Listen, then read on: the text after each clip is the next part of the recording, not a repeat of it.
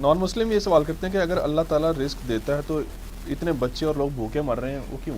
یہ نان مسلم اس لیے سوال کرتے ہیں کہ آپ مسلمانوں کا مقدمہ نہیں ان کو پیش کر سکیں۔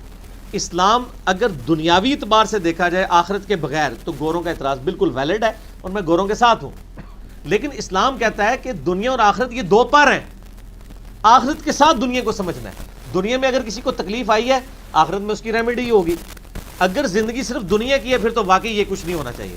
اگر آخرت کی زندگی ہے تو دنیا میں اللہ کسی کو دے کے ازمائے گا، کسی سے لے کے ازمائے گا۔ جو غریب ہے نا ان سے اس لیے لیا تاکہ آپ چیریٹی کریں، اور یونیسیف والے کر رہے ہیں، یو این او والے کرتے ہیں، وہاں ان تک کھانا پہنچاتے ہیں۔ میں نے بتایا نا بل گیٹس جو ہے وہ آپ کے پولیو کے قطروں کا خرچہ اٹھایا ہوا ہے، تو یہ اسی لیے تھا نا، اللہ تعالیٰ بل گیٹ کو ایمان کی دولت سے مشرف فرمائے، اتنی بڑی نیکی کر رہا ہے۔ ہم پاکستانی تو ویکسین یہ افورڈ ہی نہیں کر سکتے، کم از کم 3000 روپے کے مفت یہ جو قطرے آپ کو ڈالتے ہیں آپ کی منت کر کے، پھر بھی نہیں تسی لوا دے، اور 3000 روپے کے قطرے جڑے تمہیں مفت ٹپکا کے تھوڑے منہ ٹوٹ جاندے نے۔ بل گیٹ صاحب حفاظت مطلب وہ کر رہے ہیں، اللہ تعالیٰ انہوں حافظہ اللہ تعالیٰ، اللہ ان کی حفاظت کرے، ان کو موت سے پہلے ایمان کی دولت سے مشرف فرمائے۔ تو یہ تو رزق میں اللہ تعالیٰ نے کہا ہے کہ پوٹینشلی اللہ نے رزق رکھا ہے دنیا میں، وہ ایکسپلور ہونا ہے، کوئی خود کرے گا۔ قرآن و حدیث میں تو ہے کہ آپ ہجرت کر جائیں۔ یہ ایتھوپیا میں ان علاقوں میں بھی جو لوگ ہیں نا، یہ بیسیکلی اس لیے ہے کہ یہ وہاں سے ہجرت نہیں کرتے، ان علاقوں میں چلے جائیں۔ آپ کے سب کانٹیننٹ میں اتنی آبادی کیوں ہے؟ دنیا میں دو علاقے ہیں کہ اگر دنیا میں یعنی اگر جنگیں ہو کے ٹیکنالوجی ختم ہو جائے تو دو علاقوں کے لوگ ہی ہیں جو زندہ بچیں گے، امریکہ اور سب کانٹیننٹ کے لوگ مینلی۔ ویسے تو اور ملک بھی تھوڑے بہت آ جاتے ہیں جہاں پہ زمین اگاتی ہے۔ یہ دنیا کی آبادی ادھر کیوں ہے اتنی زیادہ؟ رزق کی وجہ سے زمین اگاتی ہے، یعنی یہ لوگوں نے صدیوں سے خانہ بدوشی کی زندگی گزاری۔ پہلے تو پتہ ملکوں کی باؤنڈری نہیں ہوتی تھی، لوگ ہجرت کر جاتے تھے، کرتے کرتے دوسرے ملکوں میں چلے گئے، آہستہ آہستہ لوگ یہاں اکٹھے ہونا شروع ہو گئے کہ یار یہاں پہ زمین۔ انگریز بھی اسی لیے آیا تھا، سونے کی چڑیا ہے۔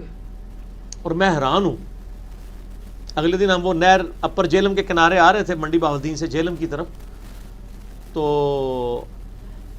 وہ یار انگریزوں نے بنائی ہوئی ہے وہ، اس زمانے میں درجنوں اس نہر کے نیچے سے انہوں نے باقاعدہ سرنگیں بنائی ہیں کہ دوسری طرف سے برسات کا پانی نیچے سے گزرتا ہے، ٹھیک ہے؟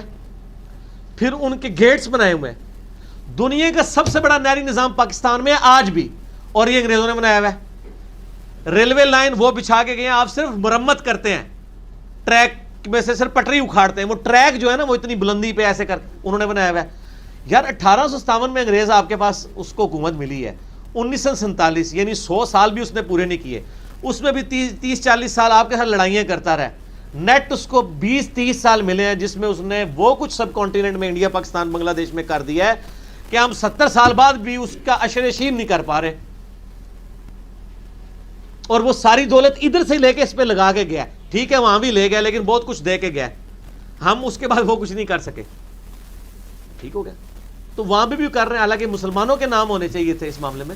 تو پوٹینشلی رزق رکھا ہے۔ مسئلہ میرا 103 ہے، اللہ کی طرف سے رزق کی تقسیم کا مسئلہ اور مسئلہ تقدیر، یہ اللہ تعالیٰ نے آزمائش رکھی ہوئی ہے، آخرت کے ساتھ اس کو جوڑا ہوا ہے۔ تو یہ بچے بیمار بھی پیدا ہوں گے، ان کا علاج بھی ہوگا، آخرت کے ساتھ اسے جوڑیں، الٹیمیٹلی آخرت کی زندگی کو جوڑیں گے، پھر آپ کو سمجھ آئے گا۔